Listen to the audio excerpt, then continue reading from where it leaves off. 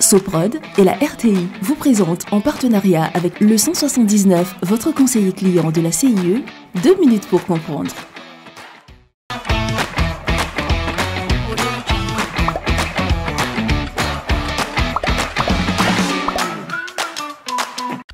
Bonjour, bienvenue dans 2 minutes pour comprendre, votre capsule quotidienne qui vous aide à comprendre comment fonctionne le monde qui nous entoure.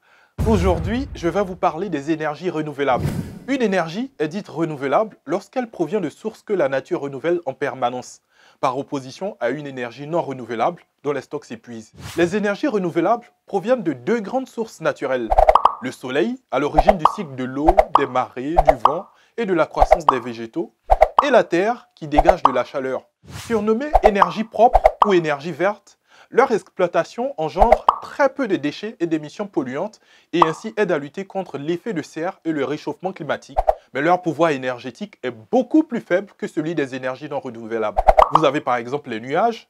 L'humidité condensée dans les nuages pourrait être collectée et transformée en électricité grâce à un ballon sonde équipé d'un filet capable de collecter l'humidité contenue dans les nuages.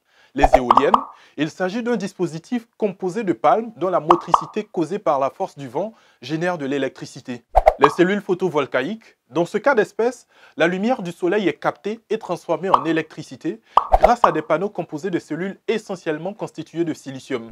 Les barrages hydroélectriques, c'est l'utilisation de la force de l'eau, notamment les fleuves et rivières, pour fabriquer de l'électricité. Il faut savoir qu'en Côte d'Ivoire, l'énergie renouvelable est privilégiée autant que possible. Ainsi, concernant l'hydroélectricité, la compagnie d'électricité en Côte d'Ivoire est le premier producteur ouest-africain d'énergie renouvelable avec 1589 GWh.